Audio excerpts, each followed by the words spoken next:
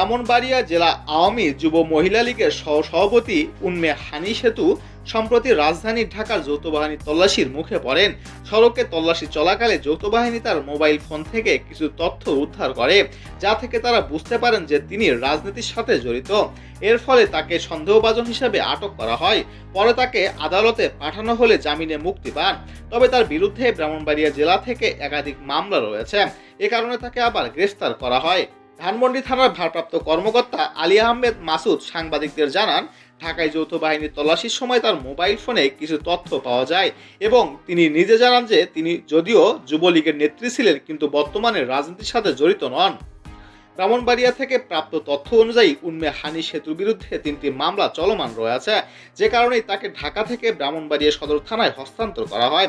ব্রাহ্মণবাড়িয়া সদর থানার ভারপ্রাপ্ত কর্মকর্তা মোহাম্মদ মোজাফফর হোসেন জানান, শনিবার তাকে আদালতের মাধ্যমে জেল হাজতে পাঠানো হয়েছে।